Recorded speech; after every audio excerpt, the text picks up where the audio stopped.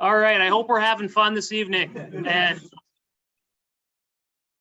we'll keep the fun going. Gary Hahn is going to be moderating our session tonight. We've got a very special session, joint session here. I'll let Gary tell you more about it.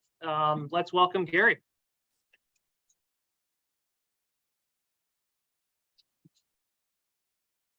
Thanks, Chris. So the idea behind this, we tried this in COVID virtually with MNSEA as well to get a panel to discuss issues that are important to structural engineers and geotechnical engineers. For those of you who don't know my background, I'm actually a licensed structural engineer that started my career at Braun because I graduated in the bottom of the recession, and Braun was kind enough to take me in as a stray dog. So I've done time as a geotech engineer, I've done time as a structural engineer, and now I'm a geotech contractor talking to both sides. And my intent tonight is to not have any of my questions to the panelists be an airing of grievances towards any of them. But it's meant to be, I've experienced certain issues that have come up on projects. And some of them seem to be routine issues that come up on projects that I've seen on when I was either working for or with any of the three panelists that are on here tonight. So my hope is that everyone gains some knowledge or insight, or can throw some darts at the panelists of other issues that maybe they've come up with. But I'm hopeful that this can be a sort of a springboard for MGS to partner with other organizations. We've already talked to a couple of guys tonight about different panel ideas we could have for future joint ventures. So if any of you members here tonight or anybody that's online have any topics you want to talk about or meet with future groups, we'd be absolutely open to that. So I'm hoping that it's a casual conversation. I will sort of guide us there, but if anybody's got questions or comments from the audience, please don't raise your hand, just start talking. Let's make this super casual, and hopefully we can all have a nice chat. So I have three panelists here tonight. You guys we're gonna like one at a time, or you just want to come up and I can introduce it. Praise are in stuff. If you got grievances, bring them on. So all three of these guys I've either worked with or worked for in my career, so that's why I pulled them out. First, right here we got Mr. Ryan Benson. Ryan is a licensed geotech engineer and director and principal engineer at Braun Intertec. While he's back with Braun for a little over 2 years now, he's over 25 years of experience in the design and construction of projects in the upper Midwest.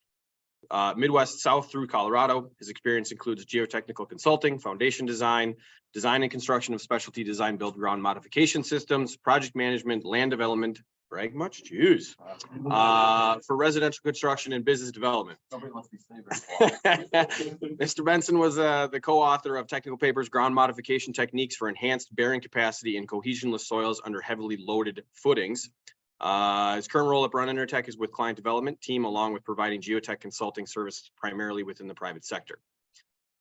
Then next to him is Josh Van Abel. Josh brings 20 years of geotech engineering and construction experience to his role as vice president of civil site services at Ryan Companies, responsible for providing continuity in geotechnical and site development aspects, including site selection, design, pre-construction, and construction execution. He contributes a unique perspective throughout the life cycle of a project. His expertise and experience enable him to find creative solutions, while his collaboration skills make him a strong team player. Josh handles a variety of duties, including assisting with geotechnical service solicitation and proposal review, providing geotechnical report peer review, assisting internal civil group, setting up due diligence worksheets. That's got it. Easy way to say it is, I'm the only geotech engineer in a $4 billion. Perfect. There it is. That's all you need to know. And I apologize to Murphy in advance. As a structural, I'm probably going to take some shots at you tonight as a structural yourself. So Murphy's our structural for tonight. Murphy oversees and manages firm-wide business development activities at Meyer, Borgman, Johnson, communicates the value of MBJ's expertise, culture, and vision outside within the firm. He does business development operations. He also participates in project leadership as a structural engineer of record and senior project manager. So those are our three panelists. I pulled, obviously, Brian from a geotech perspective, but also has worked as a geotech contractor, Murph from a structural perspective, and then Josh, longtime geotech consultant, but also kind of going to pull at the owner / developer role tonight. So hopefully I get a little bit of perspective from pre-construction to design development, all through that process of getting us into the ground. And I'm sort of going to go in chronological order. And again, as we move through this thing, I've realized I've only talked for 2 minutes yet already, and I'm like going to run out of stuff. So if you guys have questions, want to comment more on topics, please do so, so that we can have a nice quality chat. So the first thing that I want to get into is our site investigation. Got owner or developer wants to build said building. Obviously, we've got to explore the soils. Somebody's talking at me. Is that not somebody? Maybe I'm hearing myself. Got it. Is there people online too? There are people online as well. So what I'm going to do is when I'm talking, as soon as I talk, as soon as I'm done talking, I'll mute myself so that mic doesn't revert too bad. So I'll try to do that as best I possibly can. So the first topic we'll get into is let's call it depth of borings. Probably more so for these two on this table rather than Murphy, maybe a little bit of Murphy, but the depth of boring versus building loads. In the ideal scenario, when you guys are selecting how deep are borings, how many borings, from your three perspectives, who is the person who should decide the depth of said borings on said proposed site? Yeah, and quite honestly, in my opinion, it's the guy that's going to be sealing the report, and we have a responsibility for following due diligence. We're going to have the most experience based on the local site geology from producing, thousands of borings across it. There's always look for input from team members. Different perspectives bring things, but in the grand scheme of things, the geotech record needs to control count, generalized location, depth. So my counter to that is, and I fully agree with that, that's how it should be.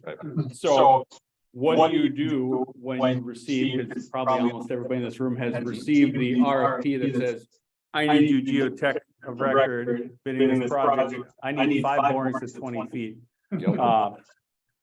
For this 10-story building. Yep.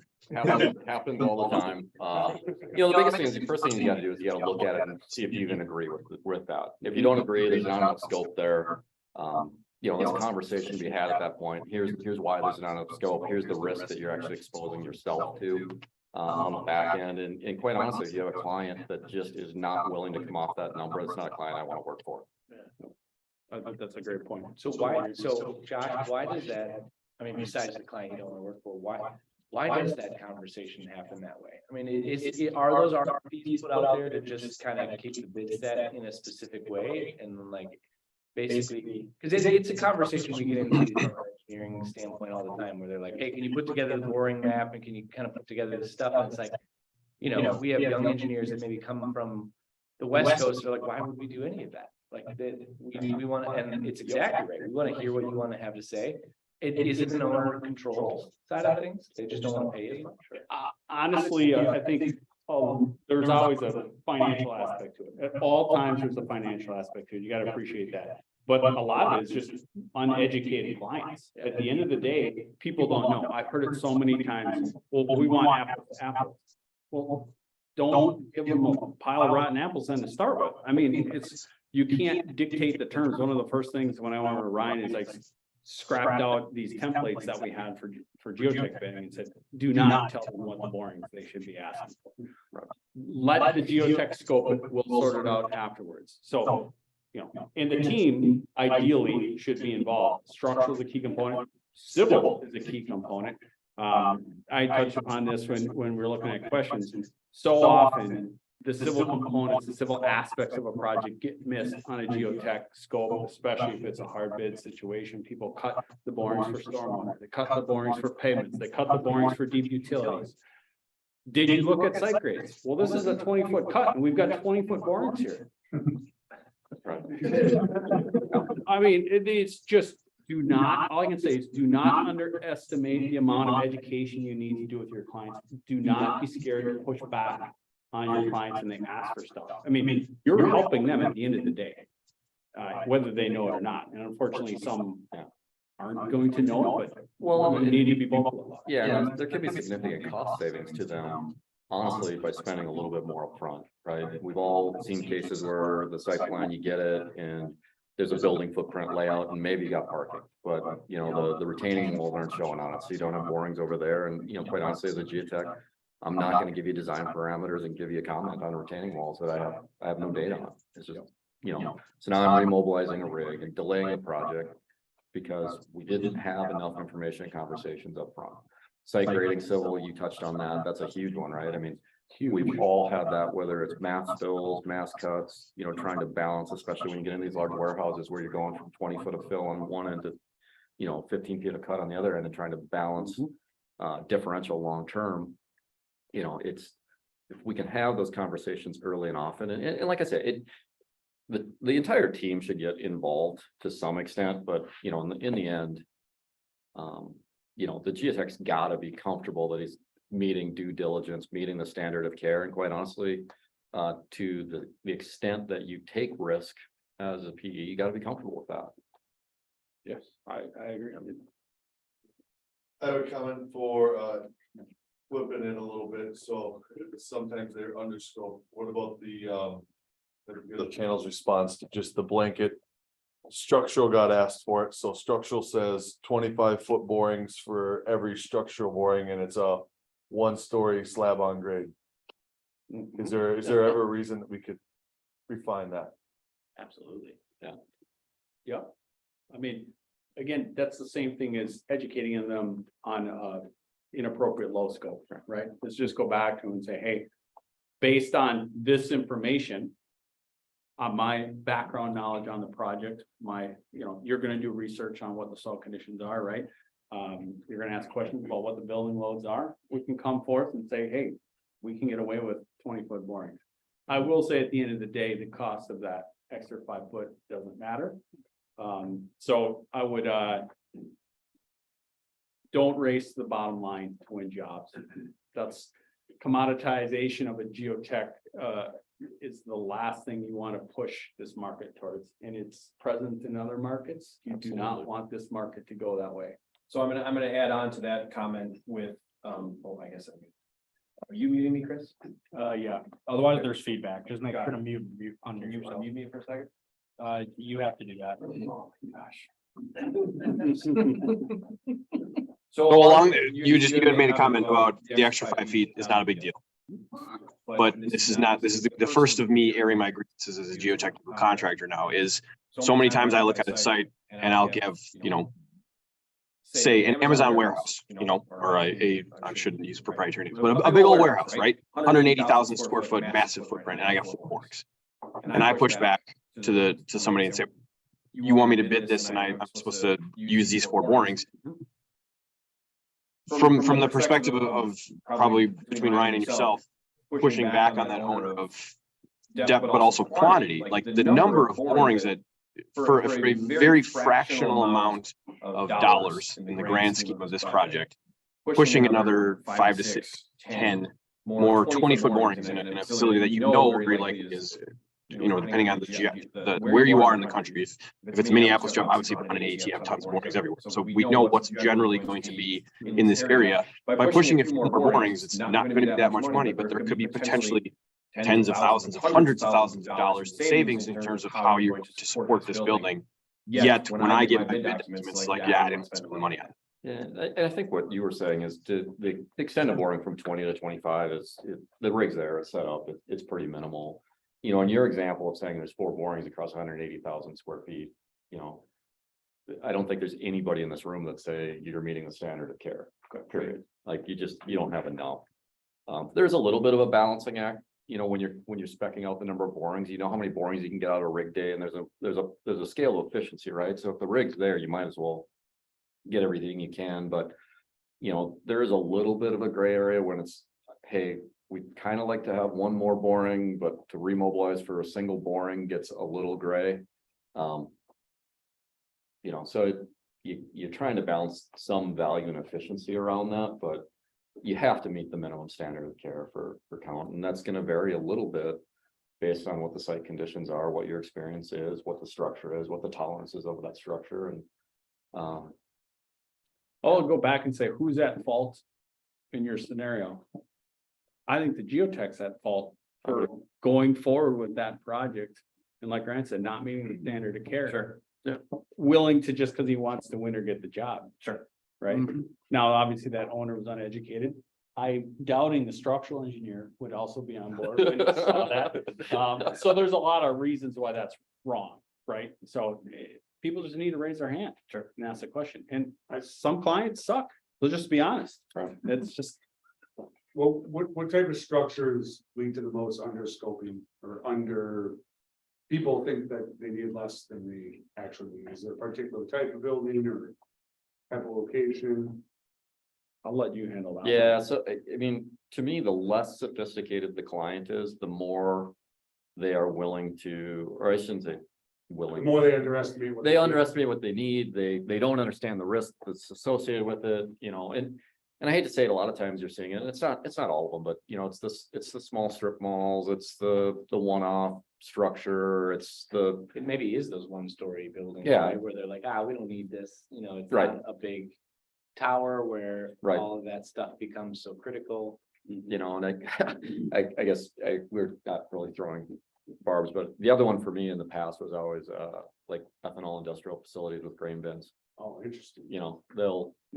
They'll have a single bin, right? They probably got good geotech on that bin. They're gonna build a matching one 50 feet away from it. They don't even bother with borings. They copy the structure and go, well, it worked over here, it'll work over here, it's 50 feet away, and then you get a nice phone call of why they're leaning towards each other from overlapping stresses, and I would challenge that they push it more than 50 feet away too. yeah, A couple hundred feet away. right, but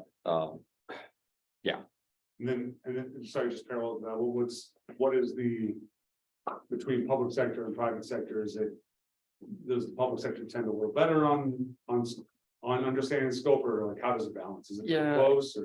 yeah, public sector typically, as long as you're working with larger municipalities, generally have pretty well thought out engineering standard guidance. Oftentimes, the smaller municipalities take guidance from larger ones, and it kind of propagates down and through. You get outstate, like South Dakota. I've ran into some really wonky things here or there when I used to do some practice in South Dakota. But we're really lucky, like 7-county metro around here, most of the municipalities, their public sector side is pretty dialed in.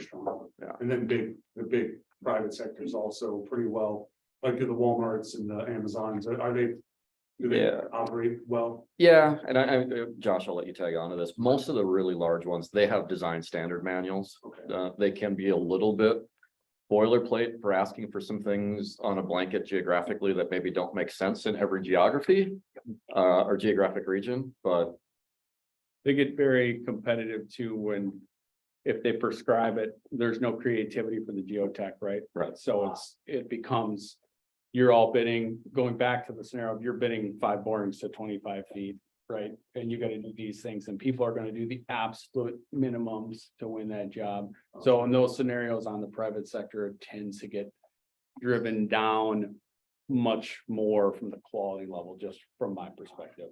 They're incentivizing that commoditization, right? They just want, they say, hey, we're good enough at this that we can just tell you what you need to do.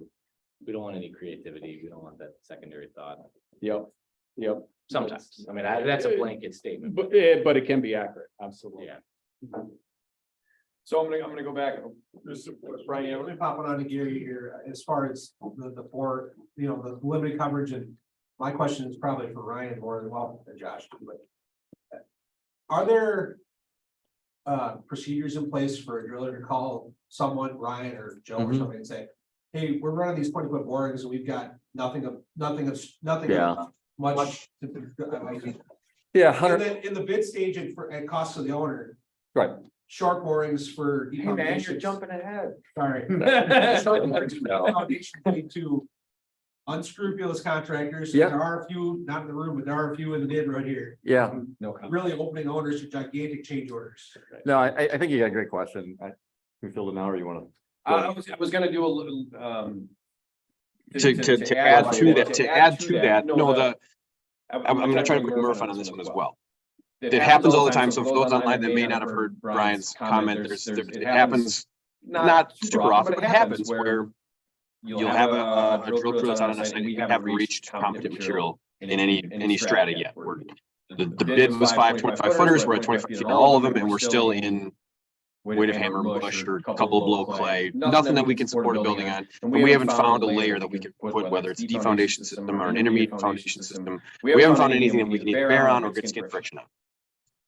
At that point, is there any oversight from the structural perspective there that clearly we don't have enough capacity here yet? We need to go deeper. Or do you rely that 100% on the geotechnical to say, no, we don't have enough based on the loads that Murphy has provided? I know that this building is 250 kips. I know the general settlement is going to be X deep. We still haven't gotten there yet. I mean, between the two of you, do you rely 100% on him?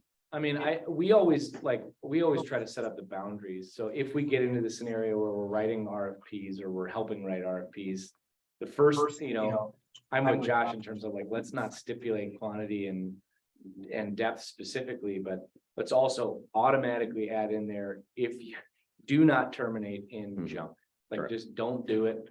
We can't do it. It's done. And so if we have that happen, we always are, or like, we're not always involved, right? But if it does happen, then we come back and we say, we got to remote and get more stuff.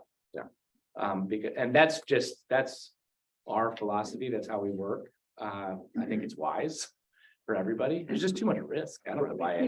It goes back to Brian's initial question there. You got to raise your hand as the geotech and do what's right. At the end of the day, you have to meet a standard of care. You have to do what's right. And then it becomes the educational pieces. Hey, owner, don't stop your boring. And we didn't stop this boring, or you call them and talk and communicate. We're not going to do this because it's going to open you up. Talk dollars to them.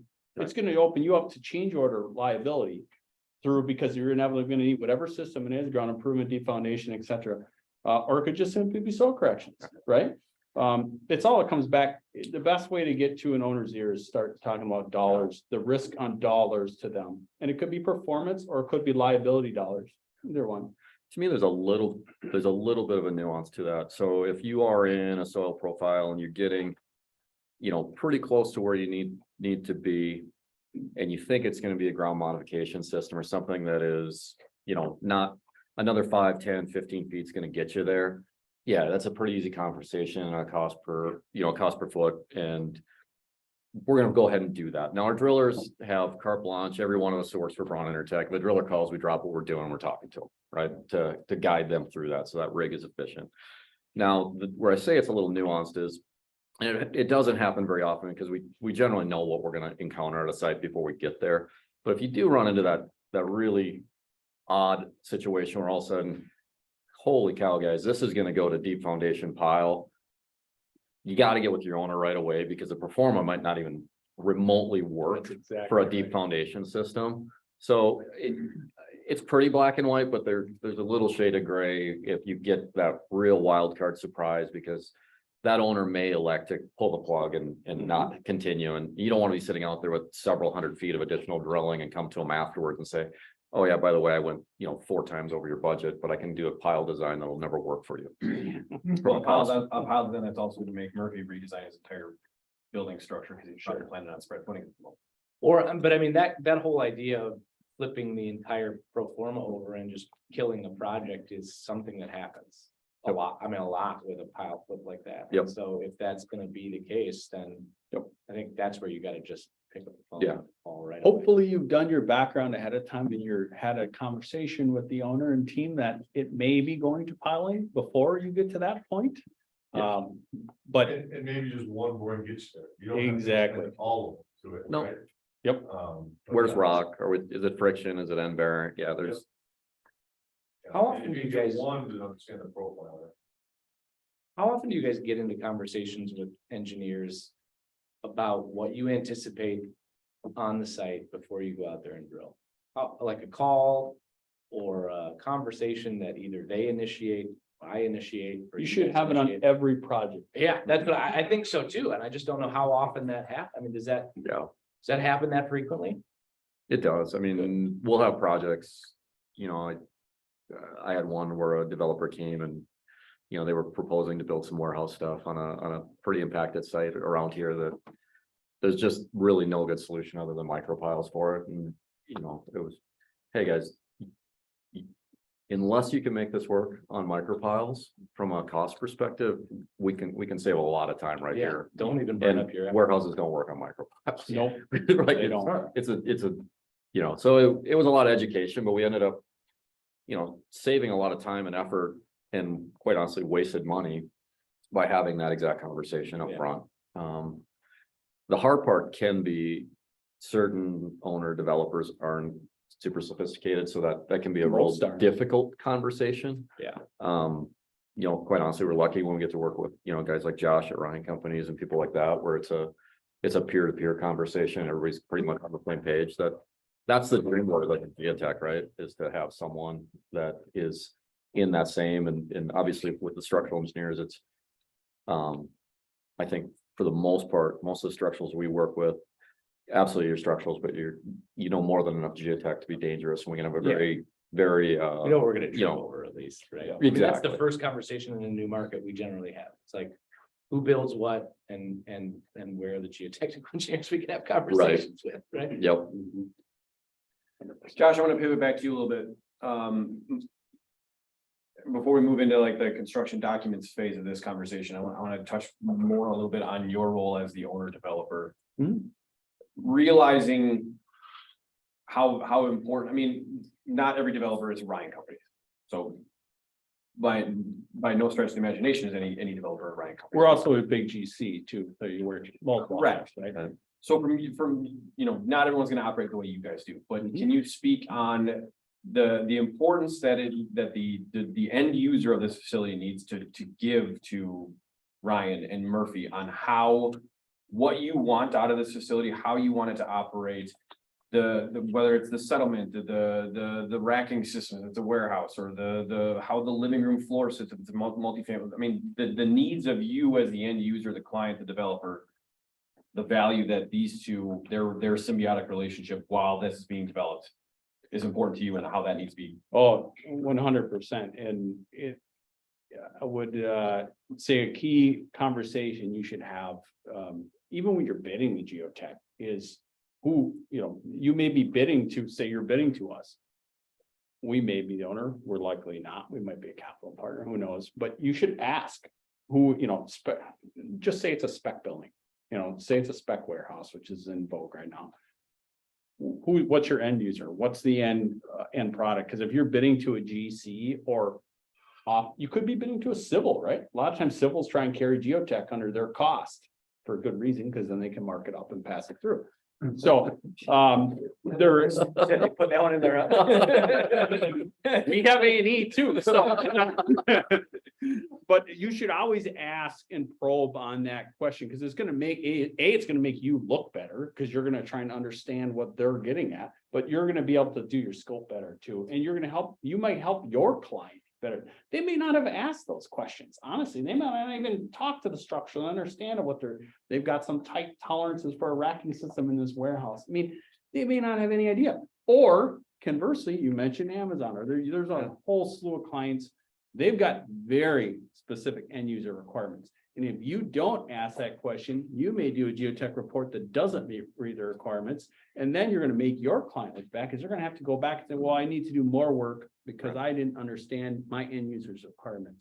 So, I mean, we can't possibly cover the amount of end user requirements that there is, but you need to ask the question. It will only help you and to do a better job. Well, I think the other avenue with that kind of dovetails a little bit is understanding your client's risk profile, what they're willing to accept, what they're not willing to accept, you know, especially, you know, if they are the, you know, say they're doing multifamily, but they apartments, but they're the owner as well, right? What they're willing to accept in maintenance long-term, you know, specifically around Fantastic. paving and stuff like that is very, very different than if we're trying to always hit this. Well, the industry benchmark is 20-year design life, 1 inch total, 1/2 inch differential, and we can all list off, you know, the myriad of specs that we have in our head that may or may not really be the real spec for that structure. Right. That's asking how, I mean, a lot of people are flipping a project after 1 year. Right. Or they might be flipping it right away, or they might be owning it for 5, 10, or they have capital partners that are gonna invest in it for 20 years. So that is truly the investment on the exterior of a building is, everybody focuses, no offense. No. But everybody focuses on structure. Everybody forgets So much about, more. and there's more cost savings for an owner and more risk oftentimes on all the stuff around the building than the building. Yeah. It's just kind of funny how that works out. So I want to circle back to the apples to apples comparisons with the proposals. And so as an owner, I have the low bid that I have to go with. And so if I put something out for bid and somebody's giving me 12 borings, then somebody else is saying 4. Well, the 4 is going to win every time, but now I have assumed more risk than I want to 100%. take on. Yep. And so I quite honestly have started speccing how many borings to do just to drive that number up because I don't want the risk. I want more borings and I'm trying to hedge my bets against that fly-by-night drill company coming in with a really low number and passing on a lot of risk to me as the owner. So what should I be doing in your mind? Like, is that the right way to do it? Well, in your case, because you're a public entity, right? Yeah.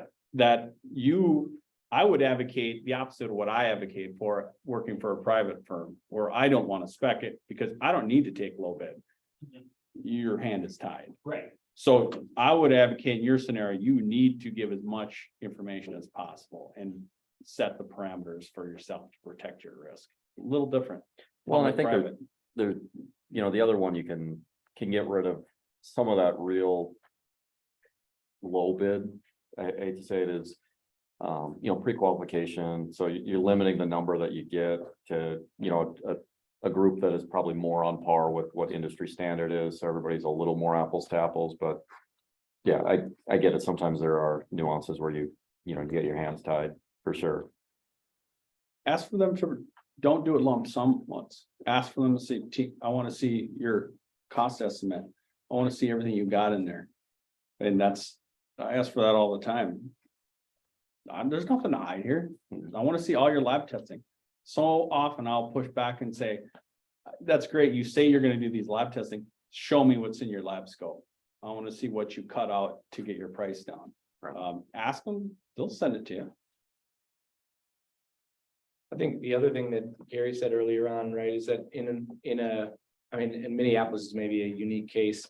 But in a city that's as densely populated as Minneapolis, with the amount of borings that we have and the history that we have, like understanding the history of a site somehow via partners and other things like that before you put that out to inform whatever documentation, push beyond. And I wouldn't, there are young structural engineers that don't know what they're doing when they maybe say 25 feet and they're just kind of, it's not personal and it might be lack of knowledge and education, but if you can work with the people that you're working with and say, okay, how do we make this better? What kind of site is this before we get into sort of specifying those lengths and other things like that? Doing that due diligence is valuable, I think.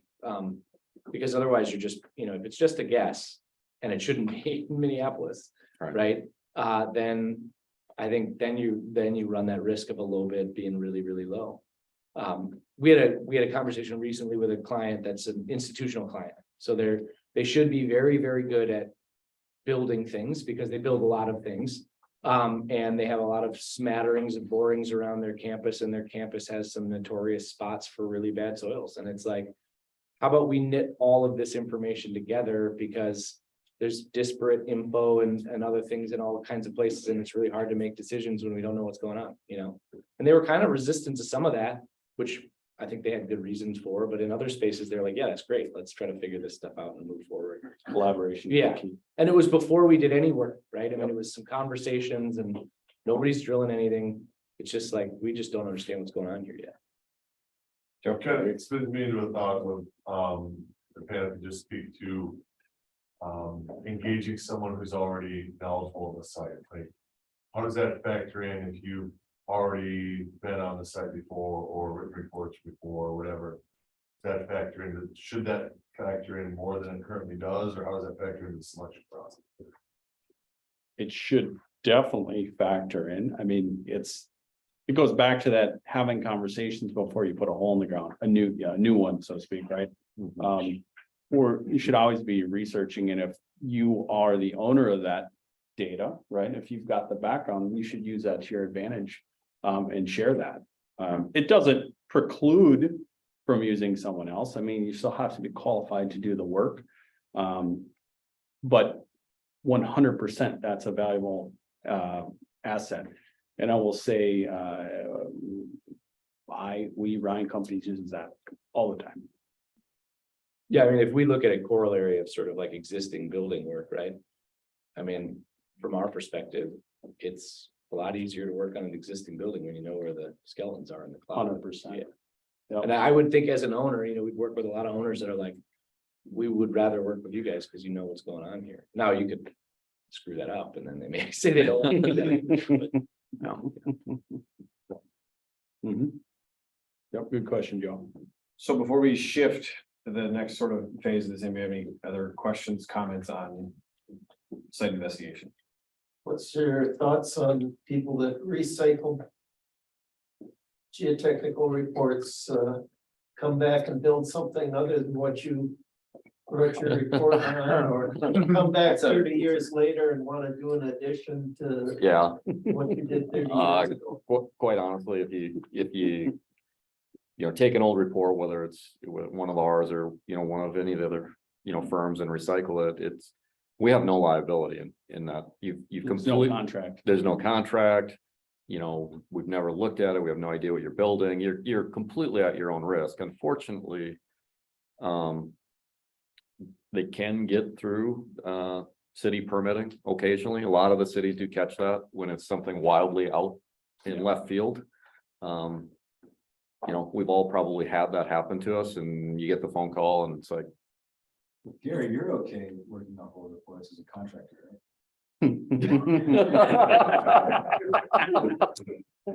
I've been asked, Just remember that some information is better than no information. some information is better than no information, as we talked about earlier.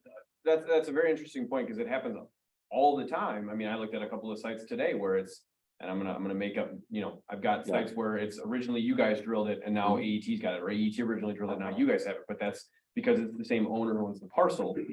That is all combined into the same now report. right, yeah, But but it's the not- intellectual property overlaps. I mean, that's, when we were talking a little bit earlier, like, we've got tens of thousands of borings across the metro, right? We probably all have a very good idea what we're gonna get when we get there. We can utilize that intellectual property to help us guide what we need to do moving forward, but unless the previous borings were explicitly given to us with the ability to use that intellectual property, and we're gonna have to verify that. We're never just gonna take them whole cloth and say they're perfect, but it can help you. And, quite honestly, that's why a lot of relationships get built. You've got a lot of history with a certain client on a certain project site, or, whether it's like a St. Thomas or a Target or a 3M or someone like that, where you've got, hundreds of borings across the campus already. We go back to the thing I've said like 3 times. Raise your hand if you see it. Call it out. Don't be worried about it. I mean, don't let people get away with stuff they shouldn't be doing. It's one thing, it's their liability. Like we said, they don't have a contract. They have no protection there. The owner shouldn't be doing that. I'm guessing if that happens, it's because it's an uneducated owner, or it's an owner that is unsavory, maybe, that's just doing stuff he shouldn't be doing. Yep. Raise your hand. And if you're looking at it from a bid purpose, that's a little bit different too versus. There's a lot of things that are different as a geotechnical contractor, where there's an element of design in my end as well. So that's a little bit different than, but I'm curious. So here's a question for you. Okay. So I when don't you like this, but. when you use that old report, right, you're depending on the geotechnical information that's in that. Correct. If that report was not crafted and written, say I wrote the report and you use that. Yep. And your whole system goes to hell. I'm of zero assistance to you at that point. So my sort of question back is, because it may or may not happen. I wasn't in the geotech world writing reports long enough to get to this point, but when Braun is putting together a report, or AET is putting together a report, and your owner provides you, here are previous borings from X or Y, previous geotechnical consultant who drilled this site. Yep. I'm giving you all this. The first question is, does he have access to it? Did he get it handed to him? Did he pay for it? Does he contractually own that intellectual property? And if he does, Right. then is there any thought from your risk or whatever that you would just choose to neglect that information and drill the site clean for yourself? And not even include those previous logs in the report, just from a risk perspective on yourself or your future subcontractors that are bidding on the job. So we're never gonna use those as the sole source of information. Mhm. There's always gonna be additional geotechnical exploration. There's value in it, Yes, but it's not the end all, and you know, I hate to, you know, say this, it's also gonna depend on who drilled it. You know, I mean, there's, you know, especially when you start getting south of here and some of the other markets, the quality and disparity in geotechnical consulting and geotechnical field exploration gets real wide real fast. Yeah, I've come across logs that are flat wrong. So, You can tell by the low counts that the soil classification is not right. Yep, or many other things. Yeah. Just take it with a grain of salt, especially if you're working in other regions. Y'all are very knowledgeable here. You understand if something doesn't smell right here, but that's not always the case. Right. This is such a unique geotechnical market across the country. Yeah. I see Rob nodding. He understands. It is very unique here. So what happens in your instance where you get this report that's canned, you're bidding on the project, but there's also some design build that you're putting into your quote, say? Yep. What liability do you have for relying on that to, I mean, there's no liability with you anymore, it's a canned report. Mhm. What liability do you take by, I mean, is it a deal where it's a change my order? when you my get there? my team stamps the design, so there's quite a bit. But you own that liability either way. I mean, Correct. Exactly. Design build geotechnical contractor, we got our NOs and our general contractual liability. Yep. We've got a lot of insurance. Yep. But what it opens up for is potential for gigantic change Yeah. orders. Yeah. Because most of our contracts, if the geotechnical contractor's got a good contract department that's reviewing these contracts, we're explicitly basing our design parameters based on the information the owner provides. Right. If that information is wrong, that's the open door to the vault for us. So, That's right. Okay. The magic word of unforeseen conditions or Yep, non-accurate changing conditions. conditions, absolutely. Yep. And as an owner, that's why we want the geotechs to point shit out. Because at the end of the day, that's exactly right. I mean, you think that extra $5,000 that we spent on a geotech report matters? No, it's the $500,000 that Brian charged us for running all his piles longer, right? Yeah. Yes, exactly. Brian charges you half. Every time. But my point being, It's all Brian's fault. you brought it right back though to the right point, Brian. At the end of the day, you as the geotech need to be thinking about your client and their liability, right? And that's something that should always be in the foremost of your mind. Geotechnical contracting is just a everyday exercise in risk. Risk management. analysis. 100%. That's what geotechnical contracting. That's all, everything I do all day long is with risk management, whether or not it's, but there's a lot that comes on us. Because I'll use that information, it's more information, it's a better soil profile I can generate, it's. So you're still gonna stamp the design, but if what you find in the field is different than this report that was given to you, is that the change order situation? Yeah, essentially. Well, it depends. If the data is wrong, we're gonna go back to the geotech. But if it's not as boring, then then we're in a. Sure. Yeah. It still looks bad on the Back to geotech can't that report it, produced yep, it, it's- but contract That'll liability. get a little muddy. It gets messy. That'll get a little muddy. Oh, yeah, you guys answered it well. But again, the way that a geotech contractor's contract is written is that I'm basing my design off of the information that you provided. If that was all of Ryan's logs plus somebody else's logs, so be it. That's the info that I used to come up with my design. The only time when that's not the case is when it's a true complete design build project, i.e.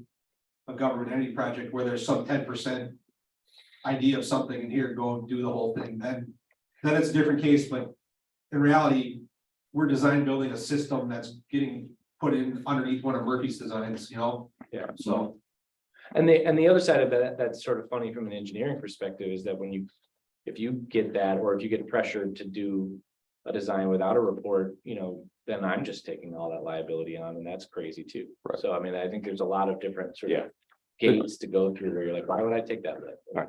There really should be a lot of checks and balances as you go through the whole design team, with people raising their hands going, hey, this is out there, does it happen? Are there unscrupulous people? Sure, but I think everybody in here, working ethically within your field of expertise, there's a lot of chances to raise your hand when some of these situations come up, and quite honestly, some of the best decisions you'll make in your career, things that you walk away from if you just got someone that's just going to keep pushing it. Right. 100%. So in the interest of, we're a quarter of the way through my list of stuff and we're 45 minutes in, I'm gonna move on to the pre-construction and design creation section of this. We'll try to get through that, and then, maybe we can do another panel another time, but I didn't want to stop, obviously, a great discussion. So I also really want to get to this part so I can start lobbing grenades at Murph. I hope there's a question in there about settlement, Colin. An inch or an inch and a half. There might be.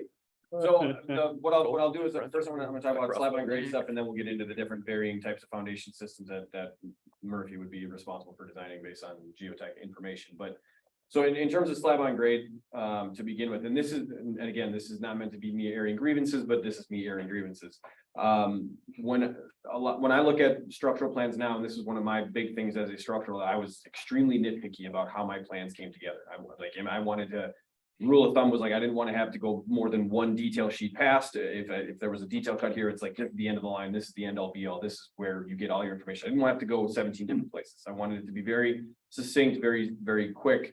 And one thing I notice now as a geotech contractor is slab on grade design, slab on grade subgrade installation, design, thickness, that gets negated a lot, like 90% of the time. There's not a section cut stating we have a 6-inch layer of granular base material that's like granular borrow. It's refer back to the geotech report for slab on grade design. The problem is a geotech report has, here's 17 different ways to build your slab on grade. So then me as a geotech contractor or the earth or the civil guys are like, what the hell are we doing here? And this thing is out on the street. So then you go back to the whole apples to apples thing. Well, I'm gonna do it the cheapest way possible so I can win the job. Sure. And then we get into change orders and the owner gets pissed and everyone gets mad. Yeah. So what parameters do you look for as a structural?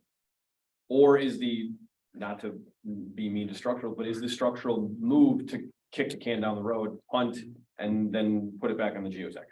What do you look for that slab on grade design and the slab on grade subgrade design? Right, yeah, I think backfill definitions in the geotechnical report, the subgrade modulus, and those things are really important. I think we talk a lot about like reviewing earthwork.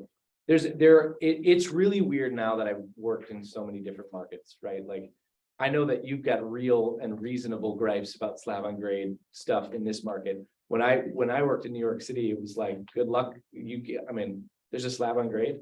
The idea of slab on grade design outside of a warehouse is an oxymoron, because it's like, hey, this is just a ground covering or whatever it is. That's not true. We all know that that's not true. The owner has a lot of risk. Trips and stuff like that because of settlement are horrible, and they're really a risk sort of factor there. There are also a lot of other markets that have earthwork sections that are below building and earthwork sections in the specification that are outside, and there can be reasonable arguments for that. But I just think it's making sure that the information from the geotechnical report gets translated appropriately in the design. And then there is this whole question of, we talked a lot at the beginning of this, it's like, what is the responsibility of the geotechnical engineer record?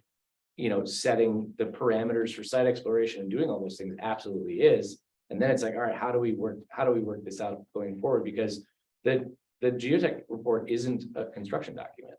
Sometimes it can be roped into the contract, It turns into one, but sometimes not. And so if there are open-ended questions in there, then you guys do. We do. Yeah, absolutely. Right. And that seems wise.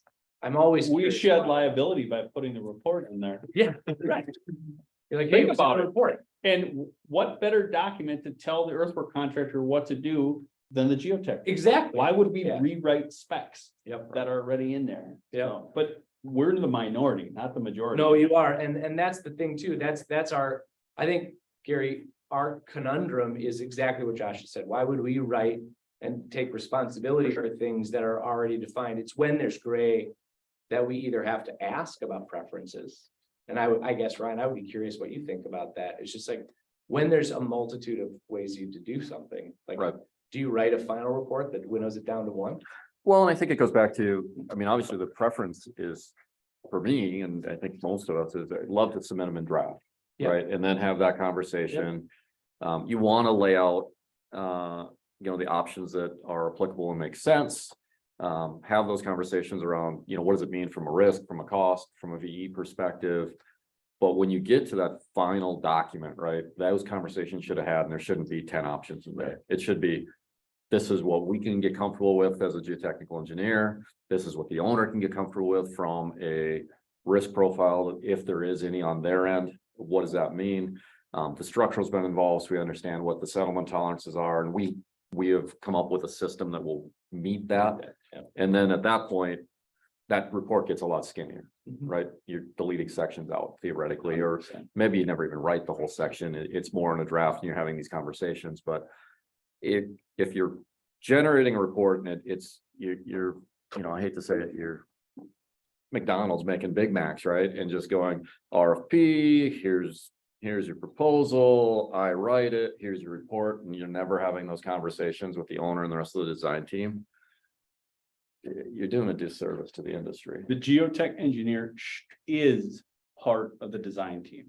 Always remember that. They are part of the design team. Don't undersell that.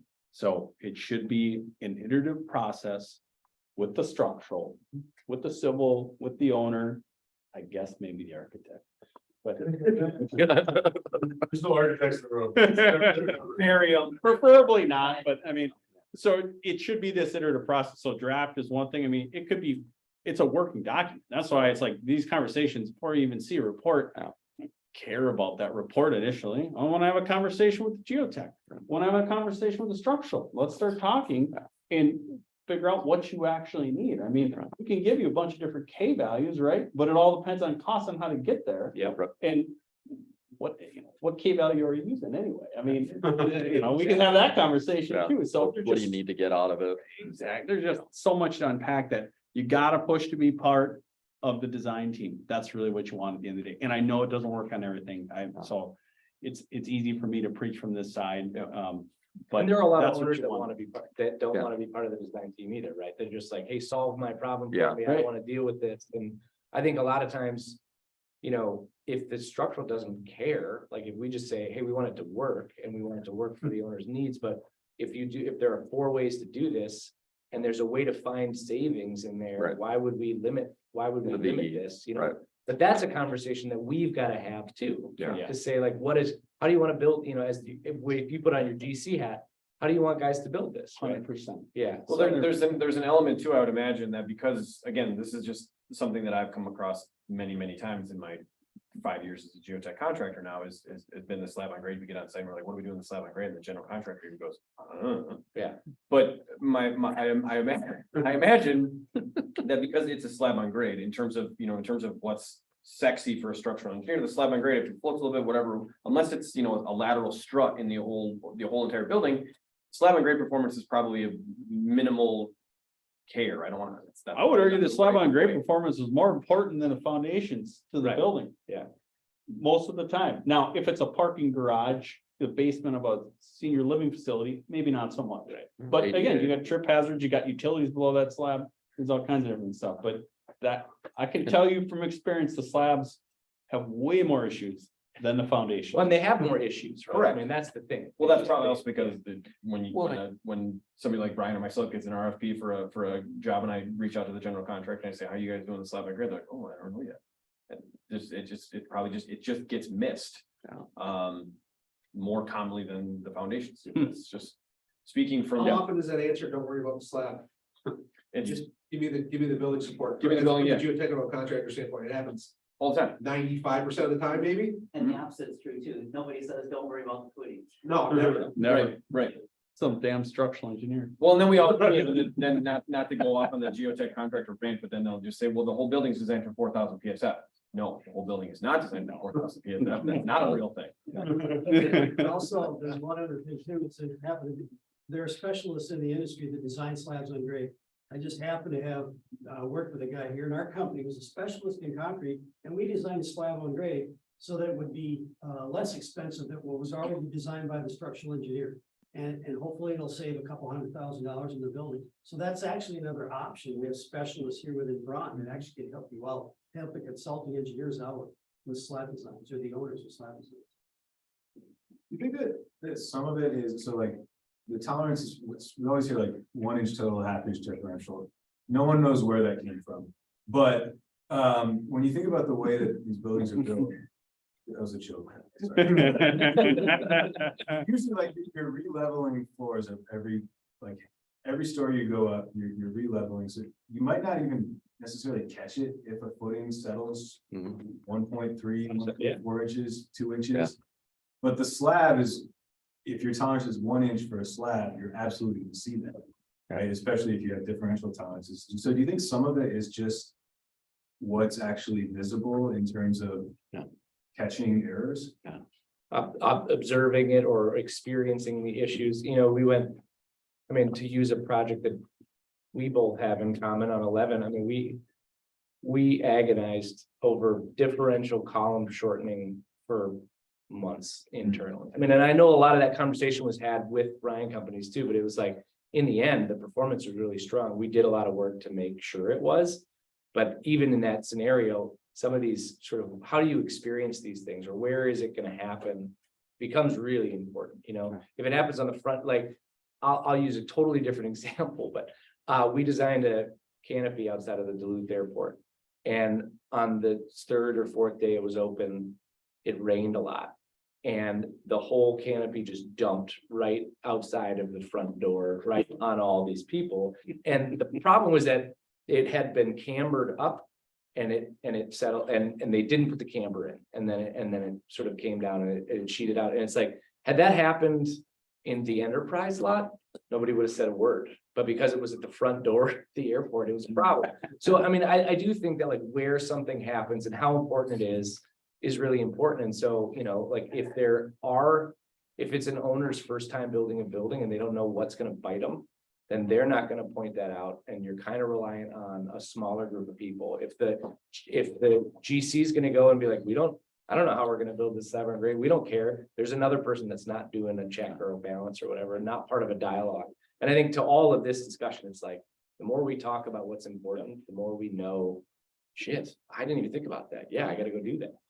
I would add one layer to this discussion is when it comes to slab on grade, I think, and you can disagree here, but I think a lot of times the building structural isn't necessarily designing the guts of the building, especially on the industrial side, right? And so you, not saying you don't care, but you've got limited information even when you're designing. Yeah. Right. So if you're not asking the questions about what's the end product, what's the end user, and kind of helping peel back the onion on that, you may not be answering the right questions. Yeah. There's a lot of times where that doesn't come till later in the design process. Especially for spec warehouses or things like that. But it's like, Yeah. We know for sure if we're getting into like an Amazon distribution center that they're going to have these sort of super flat floors and going into that. But there are millions of buildings that don't have any, that they're just regular use. And you're like, I don't know what's going in here. Is it important or not? Right. Yeah. You brought up one interesting one, and one of the phrases you'll find, and I'm sure these guys have run across it in other areas. They'll list 1 inch total, ½ inch differential post-construction. So they take it. Construction. Well, When does that clock start? exactly. So you get to take advantage of all the dead load and everything else that's occurring before the architectural finishes go on, and anybody is necessarily paying attention. I don't want to say it's a dirty little secret, but it's a play on words, right? That gets buried in there, right? So, well, what does that mean, right? Is it going to settle 3 inches, but only an inch of it's after we've topped it off? Well, that's a big difference between it's 1 inch from the day the footings went in, right? It's not apples to apples. Yeah, so Kyle, you're just saying we need to put satellite sensors under every foundation that's ever built.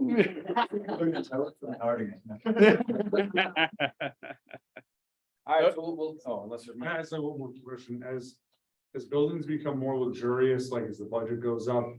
And luxurious in the sense of the client wants more specific things, do they become more cognizant of? Things like settlement, like, I think, I guess I imagine a really ornate kitchen with lots of marble or whatever or a high rise with. Very high-end condos and high-end specific finishes. Do those owners become more cognizant of that stuff, or do you still have to explain that to them? Basically, as the client becomes more, the stuff work becomes more touchy, Yeah, do they become more willing? owner to have that? expectations, right? I mean, I think at the structural aspect, specific to the building, it's gonna be the same. You're gonna get more focus on frost heave for your entryways, right? Trip hazards. You're gonna get those things. And then frankly, the architect and the structure are gonna get a lot more scrutiny probably on finishes, performance of those items, right? If that probably doesn't have quite as much, the geotech is probably a little more utilitarian on the structural elements, right?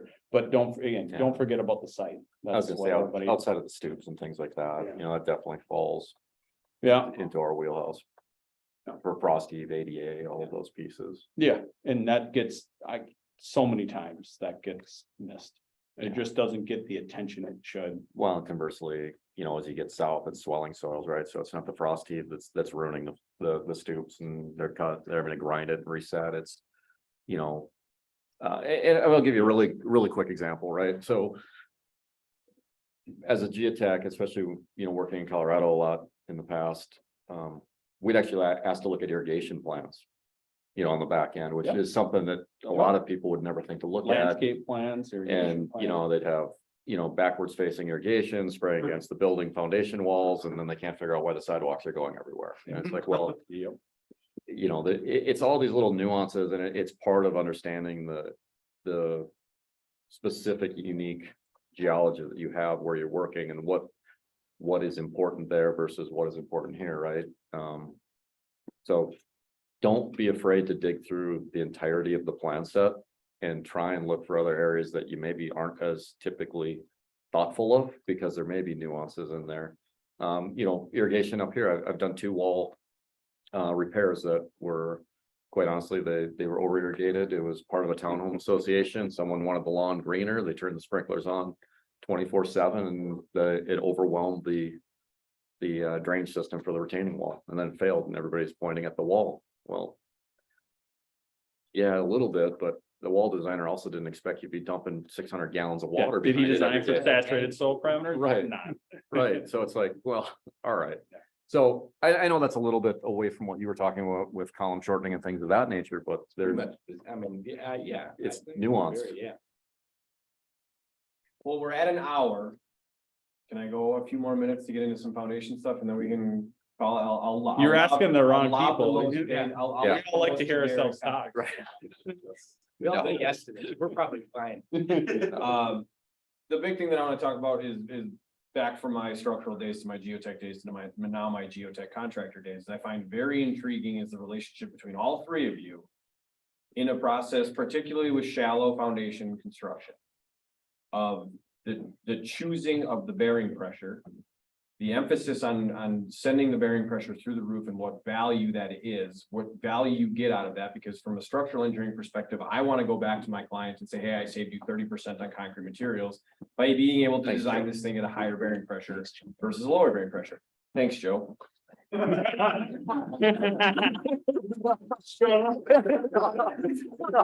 not talking at all. So I always found that unique, because there's a point from a structural perspective, there's a point where that you get diminishing returns. Because you are obligated to design a building to be a certain, the footing is at some point going to be controlled by ACI or the building code rather than the bearing pressure.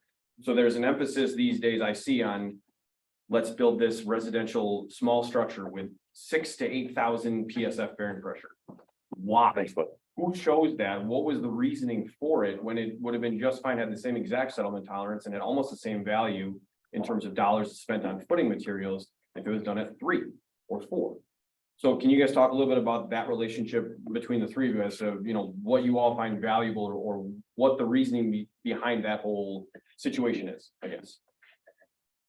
That was a very broad question. Just say. It matters and it doesn't matter, right? It depends on the project. There's plenty of projects where we'll push it and maybe we'll do CPT or a pressure meter or whatever and Right. to get it up, to save a percentage of that concrete. It's not as much as you think at the end of the day, because you still have all the labor to put the foundations in, right? Right. So it can yield the savings, but it's surprisingly less than you think unless the footprint, the It's horizontal massive. footprint of the building is massive. Yeah, I mean, Yeah, I mean, I guess big projects, you look at it, but I don't get, we don't. I mean, at least me, and maybe I'm just a bad engineer, I don't get really chirpy about that. No. Unless it's a really, really big building. Right. I think where we've seen it, it's not here, but like, one of the things that we see a lot is. Just very like the seismic site class. that's exactly where I was gonna go next. That's That's the crazy. way bigger impact. And that's a huge impact on base shear and, you know, the code just says you can just pick D. Like, just pick D. It's fine. It's fine. And it's like, why would you ever do that? You know, like you could look across the street and you could be like, well, we're in seismic design category A. And now because we picked D, we're in seismic design category C or D. And so not only do we have bigger base shears, bigger foundations, bigger lateral system, we also have special detailing requirements and all kinds of crazy shit.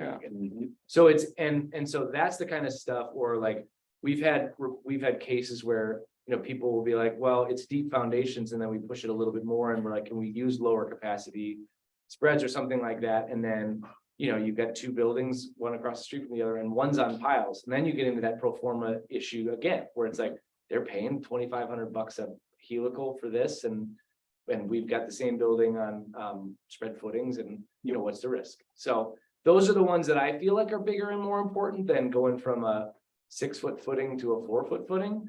But I definitely had owners that have been like, nope, keep it going. And if you only work in this market, the seismic just doesn't register. It doesn't, no, Right, but you start going elsewhere, it is such a driving factor on structural Yeah. costs. Yep. I'm hearing that you advocate for 100-foot borings, is that what? Or site-specific ground motion studies, depending on where you are. I mean, Oh, that, yeah, I mean, you're mitigating seismic impacts, liquefaction, I mean, those are more of a driving factor than settlement a lot of times. I mean, you start working on other areas, I mean, I see Rob nodding, it just depends where you're working, and this area is somewhat benign in that regards, but it has big impacts.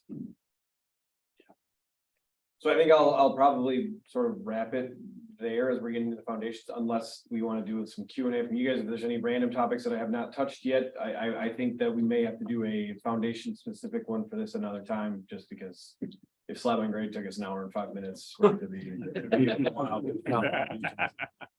there's anything from out in the crowd, any topics you guys want to talk about real quick, or any. I'm always up for people lobbing grenades at Murph, so just let them rip. Oh, it's kind of unique, but each of you comes from a little bit different perspective. A lot of it's intertwined. We talked about a lot of working together and discussing things, but what is, from each of you, what is your single biggest pet peeve on overall kind of your daily work that isn't accommodated or looked after or whatever? I don't know how to say the question, but there's gotta be a big pet peeve on everything we're talking about from each of your perspectives. besides structural conservatism. Yes, come on. You had 3 or 4 of them.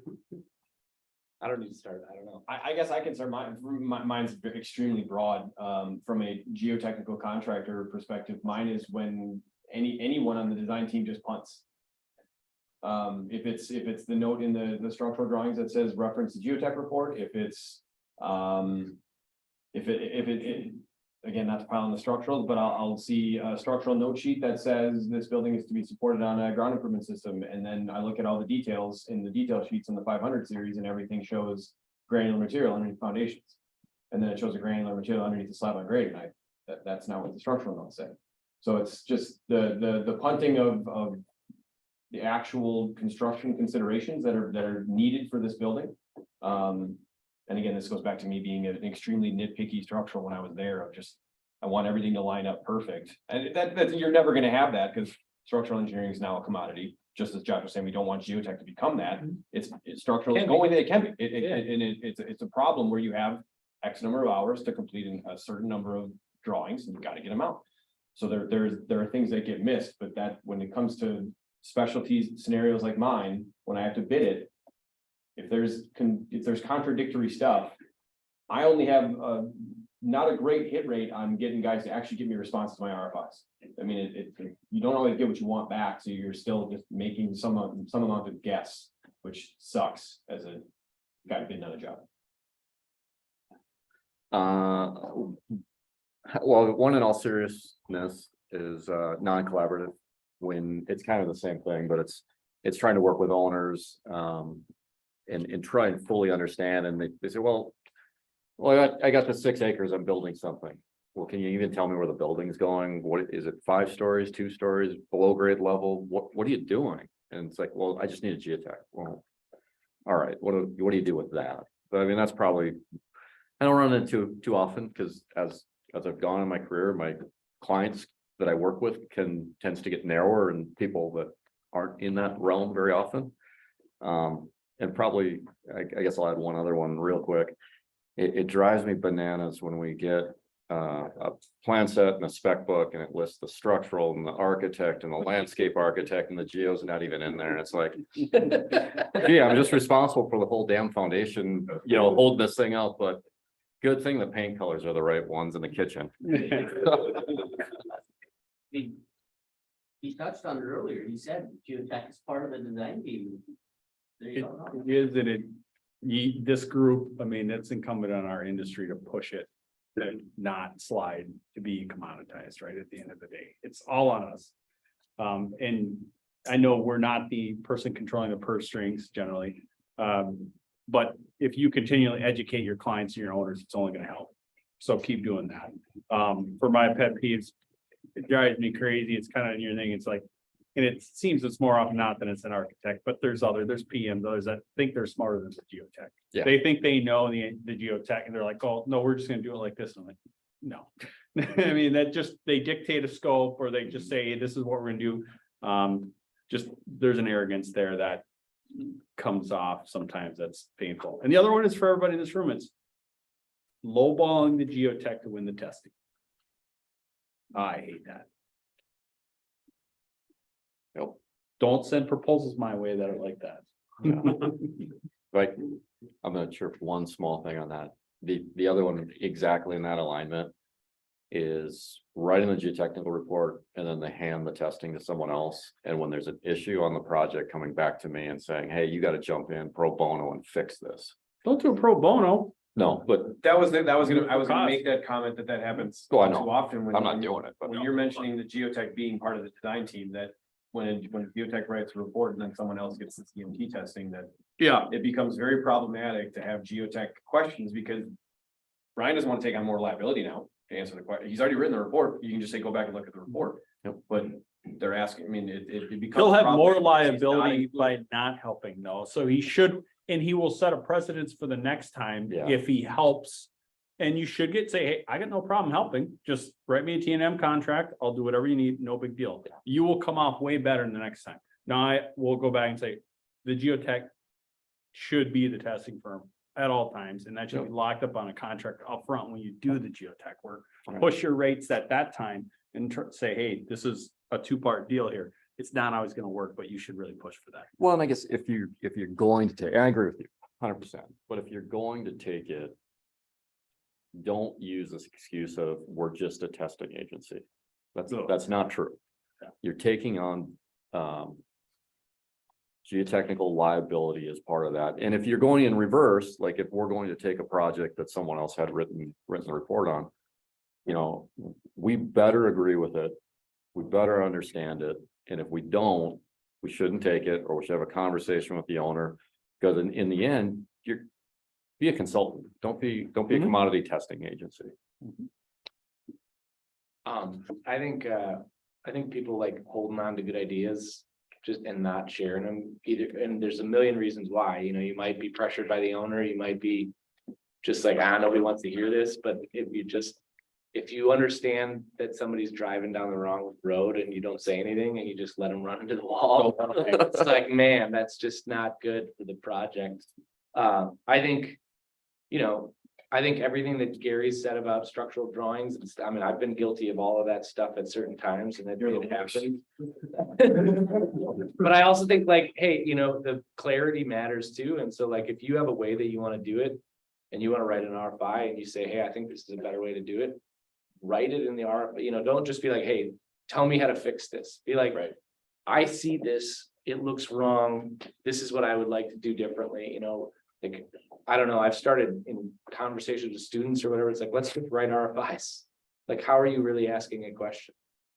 And ask it. Don't just say, I got a problem, I don't know what to do. Not, and I don't, and that's not a lot of these guys, you know, you guys probably don't do a lot of that, but that's a tough problem. Yeah, I mean, from the GC world, we want RFIs that have solutions with them as Yeah, much as right. possible. We can all find problems. Give us the solution. I mean, the RFI cost comes from cycles, right? I don't know what this means. I totally. Here's a half-assed answer. Okay, here's another half-assed question. Yeah, I can put it back. Right. Great, thank you. Yes. Any other questions, comments from anybody? Otherwise, I guess I'd like to thank the panelists for doing this. I really, really appreciate it. And again, I think this is definitely a good springboard for MGS to do this with future groups. So if you guys have topics or groups you want us to partner with, or think there'd be value in, and stay tuned for volume 2 of this panel for the foundations. Thanks, Gary. Thank you. Thanks, Eric. Thanks.